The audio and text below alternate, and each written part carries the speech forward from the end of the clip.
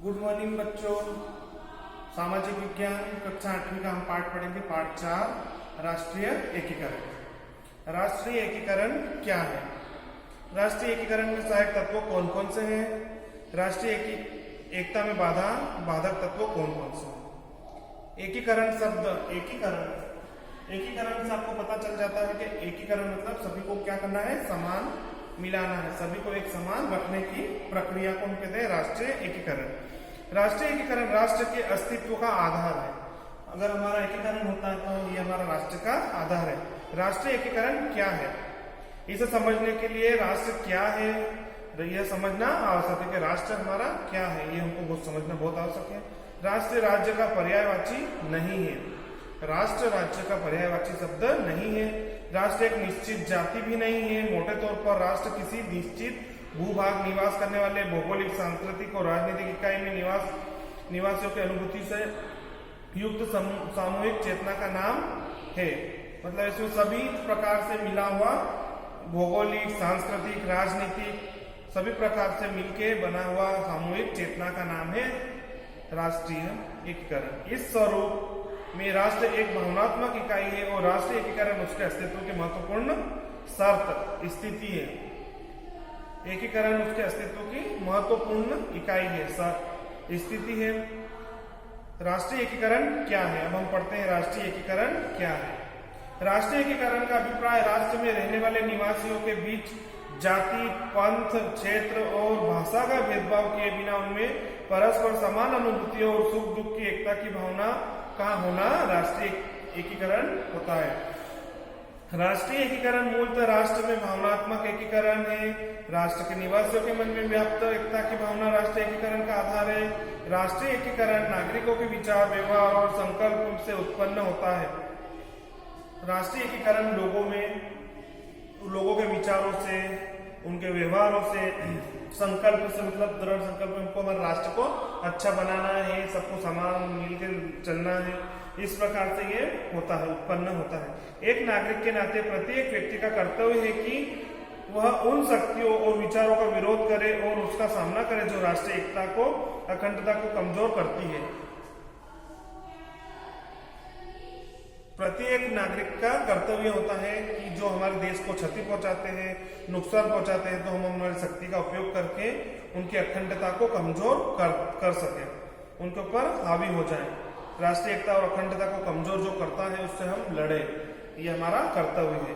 तथा ऐसे कार्य करें जिससे राष्ट्रीय एकता और राष्ट्रीय एकीकरण को मजबूती मिले। हमें ऐसा कार्य करना चाहिए जिससे हमारे राष्ट्र की एकता बढ़ती जाए, दिन प्रतिदिन बढ़े और उसको मजबूती प्राप्त हो सके। ऐतिहासिक पृष्ठभूमि में भी इसका राष्ट्रीय एकीकरण का महत्व बताया गया है। प्राचीन भारत में राष्ट्रीय एकीकरण की समस्या नहीं थी। प्राचीन समय में राष्ट्रीय एकीकरण की समस्या कभी नहीं रही है। समय समय पर कुछ लोग और जाति समुदाय बाहर से अवश्य भारत आते रहे हैं तथा अधिकांश लोगों ने वापस न जाकर भारत को ही अपना घर बना लिया। बाहर से उस समय ऐतिहासिक मतलब इतिहास के समय में, पुराने समय में लोग आते थे इधर उधर दूसरी जगह से, लेकिन वो यहाँ आके समय समय पर कुछ बस गए और यहाँ के अधिकांश लोग अपना घर बना ली और इसी में जब समाहित होकर संस्कृति और हमारी संस्कृति में, हमारे व्यवहार में, खान पान में ढल गए तथा अधिकांश लोग वापस न जाकर यहीं बस गए। वे भारतीय संस्कृति और समाज के अंग बन गए, वो यहाँ भारत का अंग बन गए। वे यहाँ घुल मिलकर उनकी भाषा, रीति रिवाज, उपासना पद्धति सभी को उन्होंने अपना लिया। धीरे धीरे समा गए। इस प्रक्रिया से यहाँ समाज और संस्कृति और भी समृद्ध हो। जैसे वो वहां से आए हैं तो उन्होंने यहाँ की संस्कृति को अपनाया है, तो उनके भी रीति रिवाजों को यहाँ के लोगों ने अपनाया। इस प्रकार से वो समाहित होते गए। जब हम भारतीय संस्कृति की बात करते हैं तब उसका अर्थ किसी एक पंथ अथवा किसी समुदाय विशेष की संस्कृति नहीं, अपितु समूचे भारत की संस्कृति से है। मतलब हम किसी एक धर्म की संस्कृति, जाति से नहीं होता है। हमारा सब क्या होता है, भारत की संस्कृति से हमारा सब विशेष संस्कृति नहीं, अपितु समूचे भारतवर्ष की संस्कृति में हम चलते हैं। प्राचीन समय में राष्ट्रीय एकीकरण को मजबूत करने की दृष्टि से अनेक कार्य सहज ही किए जाते थे। इन व्यवस्थाओं ने सभी भारतीयों के मन में एकता की भावना को विकसित कर दिया था।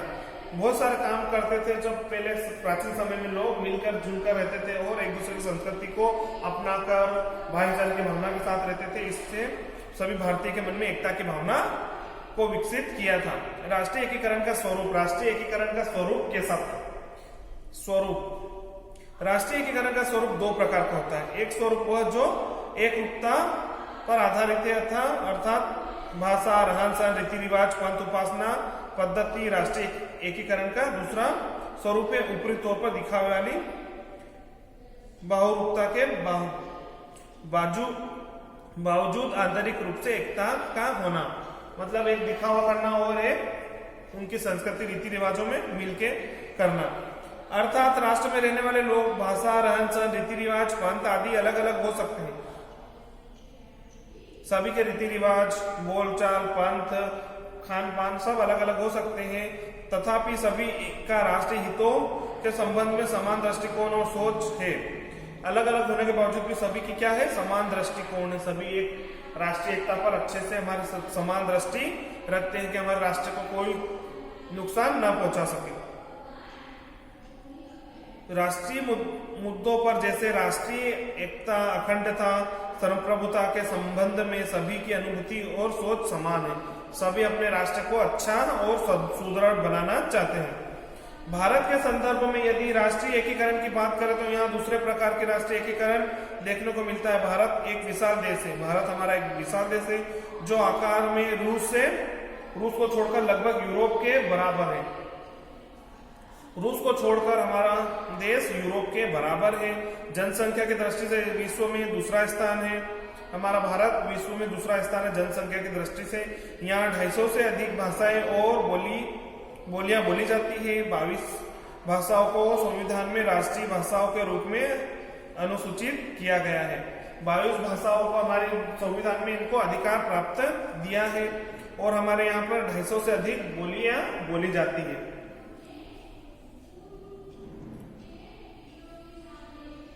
इसके बावजूद सभी की राष्ट्रीय हितों को लेकर एकता, इसी को अनेकता में एकता कहा गया है। इसीलिए इसे कहा गया है अनेकता में एकता। अनेकता मतलब हमारे देश में अनेक प्रकार के धर्म, जाति, संप्रदाय होने के बावजूद भी सभी में क्या है? एकता की भावना है।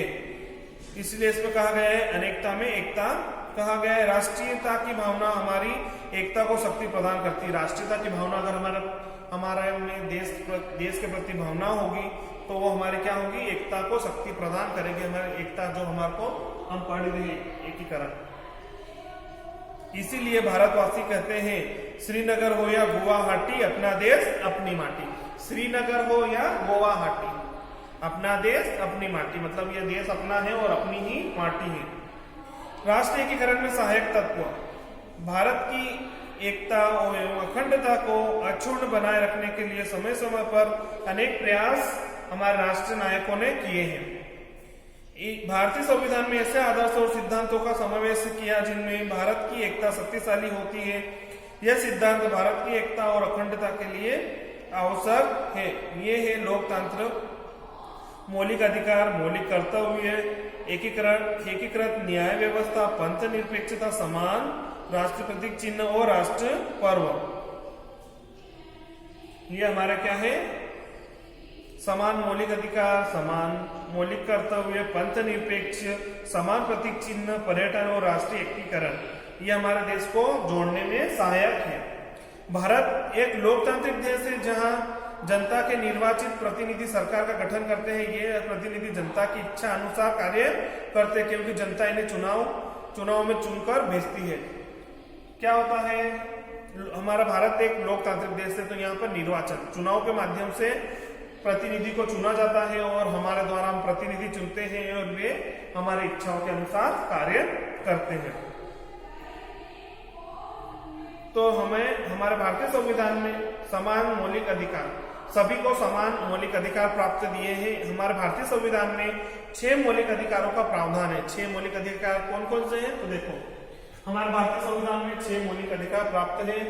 समानता का अधिकार, स्वतंत्रता का अधिकार, शोषण के विरुद्ध अधिकार, धार्मिक स्वतंत्रता का अधिकार, संस्कृति और शिक्षा का अधिकार, संवैधानिक उपचारों का अधिकार। इन इन अधिकारों के बारे में हम अगले पार्ट में विस्तार से पढ़ेंगे। अभी हमको ये अधिकार दिए गए हैं। अभी हम यहाँ पर देखते हैं समान मौलिक अधिकार। नागरिकों के कल्याण एवं सर्वांगीण विकास हेतु मूल अधिकार महत्वपूर्ण है, क्योंकि अगर हम सर्वांगीण विकास हम करना चाहेंगे, क्योंकि एक कोई व्यक्ति क्या होता है, कोई गरीब है, कोई अनुसूचित जाति का है, कोई नीची जाति का है, कोई ऊंची जाति का है, तो पहले क्या चलता था, भेदभाव चलता था। तो हमारे संविधान में इन अधिकारों को बनाया गया और सभी को समानता का अधिकार दिया गया है। नागरिकों को विकास के अवसर प्रदान करने के लिए मौलिक अधिकारों में समानता, स्वतंत्रता और सामाजिक न्याय आदि का प्रावधान है। इन संवैधानिक प्रावधानों के अंतर्गत समाज के कमजोर वर्गों, अनुसूचित जाति, अनुसूचित जनजाति और अन्य पिछड़े वर्गों को संरक्षण प्राप्त है। संरक्षण प्राप्त है मतलब इनको इन अधिकारों के माध्यम से सभी को समानता का अधिकार मिला है, तो कोई किसी से भेदभाव नहीं कर सकता और सभी समान कैटेगरी में आते हैं। प्रत्येक समुदाय को अपने धर्म एवं भाषा आदि की स्वतंत्रता प्राप्त है। कोई सा भी समुदाय हो, उसे अपने धर्म को और अपने जाति को, अपनी भाषाओं को चलाने का स्वतंत्र अधिकार है। नीति निर्देशक सिद्धांत भी निर्धनों, शोषित और समाज के कमजोर वर्गों के हितों की पूर्ति के उपाय के लिए बनाया गया है। ये जो कमजोर वर्ग हैं, जो कोई भी असहाय है, कमजोर वर्ग है, शोषित है, जिनका शोषण होता है, तो उनका शोषण ना कर सके, इसलिए ये बनाया गया है। समान मौलिक कर्तव्य, अब सभी के कर्तव्य भी समान है। मौलिक कर्तव्य में भारतीय संविधान के उल्लेख है। भारत में के प्रत्येक नागरिक का कर्तव्य कि वह संविधान और उनके आदर्श संस्था और राष्ट्रध्वज और राष्ट्रगान का आदर करें। भारत की न्यायपालिका का स्वरूप एकीकृत है और उसका गठन एक पिरामिड के रूप में किया जाता है। यहाँ पे सभी को समान रूप से न्याय मिलता है, इसीलिए सिर्फ एक गठन, उसका गठन एक पिरामिड के आधार से किया गया, पिरामिड बनाया गया है और कैटेगरी वाइज उसको बनाया गया है। पंथ निरपेक्ष, हमारे संविधान ने भारत को एक पंथ निरपेक्ष राष्ट्र घोषित किया है। प्रत्येक धर्म के अनुयायी को धार्मिक स्वतंत्रता का अधिकार है। कोई सा भी धर्म के व्यक्ति हो, पंथ निरपेक्ष, इसमें सभी को अपने धार्मिक स्वतंत्रता का अधिकार प्राप्त है। सरकार किसी धर्म के प्रति भेदभाव नहीं करेगी। अब आता है समान प्रतीक चिन्ह। भारतीय संविधान में राष्ट्र चिन्ह, प्रतीक चिन्हों को भी अपनाया गया है, जो समस्त नागरिकों का आदर्श एवं निष्ठा को प्रेरित करता है। जैसे हमारे देश का जो कुछ चिन्ह है, जैसे राष्ट्रध्वज है हमारा, तिरंगा झंडा, राष्ट्रगान है हमारा, फिर है राष्ट्रगीत वंदे मातरम, राष्ट्रीय अशोक चिन्ह आदि। ये राष्ट्रीय प्रतीक चिन्ह हमारे राष्ट्रीय भावना को बल प्रदान करते हैं और एकता की स्थापना करते हैं, जो राष्ट्रीय एकीकरण में सहायक होते हैं। इन्हें देख के हमको क्या हो जाता है, जोश आ जाता है और हम देश के प्रति न्यौछावर होने के लिए तैयार हो जाते हैं। पर्यटन और राष्ट्रीय एकीकरण और हमारे राष्ट्रीय त्योहार हैं स्वतंत्रता दिवस, गणतंत्र दिवस और गांधी जयंती। ये हमारे प्रमुख 3 राष्ट्रीय त्योहार हैं। पर्यटन और राष्ट्रीय एकीकरण, प्रारंभ से ही पर्यटन राष्ट्रीय एकीकरण का प्रमुख सहायक तत्व है।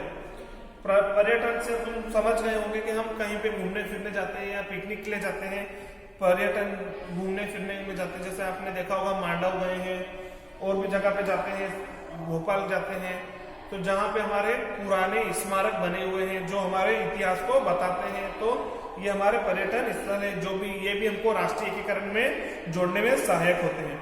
वे एक दूसरे की विशेषता और समस्याओं को समझते हैं। हम वहां जाते हैं तो उनकी विशेषता को देखते हैं और कमजोरियों को भी देखते हैं। इस प्रकार से हम दोनों को समान रूप से देखते हैं। नए आयामों को समझने में सहायक होता है पर्यटन और राष्ट्रीय एकीकरण।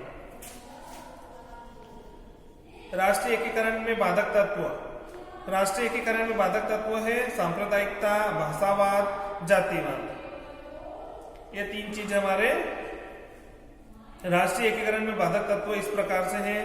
देखो, सांप्रदायिक शब्द सांप्रदायिक से बना है। राष्ट्रीयता का, सांप्रदायिकता का अर्थ है ऐसी भावनाओं से, क्रियाओं, कलापों से जो अपने संप्रदाय और उसकी विशेषताओं को श्रेष्ठ समझते हैं, मतलब दूसरों को छोड़ के खुद को श्रेष्ठ समझते हैं, उसको कहते हैं सांप्रदायिकता। विशेष के हितों पर बल देता है और उन हितों को राष्ट्रीय हितों के ऊपर समझता है, मतलब अपने आप को ज्यादा समझदार समझते हैं। वो हमारे राष्ट्र के लिए हानिकारक होते हैं। सांप्रदायिक हमारे देश की एकता के लिए मुख्य खतरा है।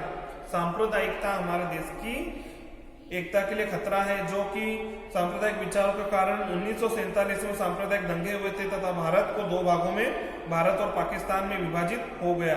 लाखों लोग इन दंगों में मारे गए, बेघर हुए। स्वतंत्रता के इन इतने वर्षों के पश्चात आज भी भारत के भिन्न भिन्न स्थानों पर सामाजिक तनाव सांप्रदायिक दंगों में भी परिवर्तित हो जाते हैं। यहाँ सब स्वार्थ, अज्ञानता और धार्मिक कट्टरता के कारण होता है। कोई धार्मिक कट्टरता के कारण लड़ाई करते हैं, कोई अज्ञानतावश मतलब किसी को ज्ञान नहीं होता है उस कारण से, और स्वार्थ, अपना स्वार्थ के कारण, लालच के कारण। भाषावाद, भारत में अनेक भाषाएं बोली जाती है। यह स्वाभाविक है कि हमें अपनी मातृभाषा और बोली से प्रेम होता है। हम दैनिक क्रियाकलापों में इनका प्रयोग करते हैं। सभी ने देखा होगा, सब अपने अपने घर में अलग अलग बोलियों का प्रयोग करते हैं। तो इससे हमको क्या होता है, हमारा प्रेम होता है। तो कोई बोलेगा कि ये ऐसा बोलता है, वो ऐसा बोलता है, तो उसमें भी क्या हो जाता है, लोगों में द्वेष की भावना आ जाती है कि मेरी भाषा को ऐसा बोल रहा, बुरा भला बुरा बोल रहा है। इस प्रकार से शिक्षा के माध्यम के रूप में प्रयोग करने से उस भाषा का भी विकास होता है। मातृभाषा के माध्यम से शिक्षा देना अधिक सरल एवं उपयोगी होता है। किसी भाषा को सरकारी कार्यों और शिक्षा के माध्यम के रूप में प्रयोग करने से उस भाषा का विकास होता है, लेकिन लोगों को क्या हो जाता है कि इनकी भाषा का उपयोग हमारे इसमें किया जा रहा है, इस प्रकार से भी वो द्वेष की भावना आ जाती है। कई बार भिन्न भाषाई प्रश्न पर देश में सामाजिक तनाव पैदा हो जाता है। अलग अलग भाषाओं के कारण तनाव भी पैदा हो जाता है। असुरक्षा की भावनाओं से ग्रस्त होकर भी भिन्न भाषाएं समुदाय अपनी भाषाई हितों को राष्ट्रीय हित से अधिक प्राथमिकता देते हैं, अपनी बोलियों को अधिक प्राथमिकता देने लग जाते हैं। हमें अपनी मातृभाषा के साथ साथ अन्य भाषाओं के प्रति भी सम्मान का भाव रखना चाहिए। हमें अपनी घर की जो बोली जाती है उसके साथ साथ हमें अपनी मातृभाषा हिंदी का भी ध्यान रखना चाहिए। जातिवाद, हमारी प्राचीन वर्ण व्यवस्था कर्म पर आधारित थी। पहले के समय में हमारी भाषाएं धर्मों के आधार पर बटी हुई थी। जातिवाद राष्ट्रीय एकीकरण के मार्ग में बहुत बड़ी बाधा थी। जातिवाद, जाति ऐसी इकाई है जिसके सदस्य आपस में ही शादी विवाह और खानपान के नियमों में बंधे रहते थे। मतलब अपनी ही जाति धर्म में शादी करना और दूसरे को कुछ नहीं समझते थे। जाति के सदस्य जाति बंधनों को तोड़ नहीं पाते थे, अतः वे समाज के व्यापक भूमिका नहीं निभा पाते थे। कालांतर में यह व्यवस्था वंशानुगत हो गई तथा जाति कर्म के स्थान पर जन्म से छोड़ दी गई। इनमें बहुत से दोष आ गए। जाति प्रथा के प्रमुख दोष इस प्रकार से, इसमें बहुत सारे जाति की प्रथाएं आ गई। जाति व्यवस्था समाज को उच्च और निम्न वर्ग में बांटती थी। जाति की व्यवस्था मतलब ये नीची जाति का है, ये ऊंची जाति का, इस प्रकार से उच्च और निम्न वर्ग में बांटी जाती थी। उच्च जातियां छोटी जातियों का शोषण करती थी। जो ऊंची जाति के लोग रहते थे वो छोटी जाति के लोगों को नौकर समझते थे, शोषण करते थे। जातिगत भेदभाव कठोर हो जाते थे, जातिगत भेदभाव कठोर हो जाते थे, और वे जो छोटी जाति के लोगों थे और बड़ी जाति के लोग उन पर शोषण करके उनको बहुत प्रताड़ित करते थे। जातियों का दबाव राजनीति को प्रभावित करता था। जातियों का प्रभाव भी राजनीति को प्रभावित करता था, जिनसे कि जो अच्छे बड़ी जाति के लोग हैं वे आगे बढ़ते जाते थे। जाति प्रथा से देश की एकता और आर्थिक प्रगति में बाधा आती थी। जाति प्रथा के कारण एकता और आर्थिकता में बाधा पहुंचती थी, क्योंकि उच्च वर्ग के लोग धनवान होते जाते थे और नीची जाति के लोग का शोषण हुआ जाता था। तो उससे भेदभाव चलता रहता था और बाधा उत्पन्न होती थी। जाति भेदभाव के विरुद्ध समय समय पर समाज सुधारकों द्वारा आवाज उठाई गई और सुधार के प्रयास किए गए। सभी ने अपने अपने समय में इनमें सुधार किए गए। इनमें प्रमुख है संत रामानंद, महात्मा कबीर, श्री चैतन्य महाप्रभु, राजा राममोहन राय, श्री ईश्वर चंद्र विद्यासागर, स्वामी दयानंद सरस्वती, महात्मा गांधी एवं डॉक्टर भीमराव अंबेडकर। हमारे संविधान का लेखन हम डॉक्टर भीमराव अंबेडकर ने किया है और हमें जातिवाद से छुटकारा भीमराव अंबेडकर ने दिलाया। वर्तमान में शिक्षा का प्रसार, विज्ञान और औद्योगिक विकास का शहरीकरण से जाति व्यवस्था के में बंधन शिथिल हुए हैं। भारत के संविधान में छुआछूत एवं जातिगत भेदभाव को गैर कानूनी घोषित किया गया है। जातिवाद राष्ट्रीय एकता में एक प्रमुख बाधा है। जातिवाद हमारे राष्ट्रीय एकता में बहुत बड़ी बाधा का कार्य करता है। आतंकवाद और पृथकवाद। पृथकवाद मतलब आतंकवाद होता है कि आतंकवाद विश्व के समक्ष एक गंभीर चुनौती है। यह लोकतंत्र एवं मानव के विरुद्ध अपराध करती है। क्रूरता, नरसंहार आदि इन घटनाओं से अलगाव चाहते हैं। वांछित उद्देश्य की पूर्ति के लिए हित का सुनियोजित प्रयोग आतंकवाद कहलाता है। वे अपनी पूर्ति के लिए लोगों को मारना, कूटना और आतंकवाद फैलाना इस प्रकार से करते थे। और पृथकवाद मतलब पृथक करना मतलब अलग अलग होना।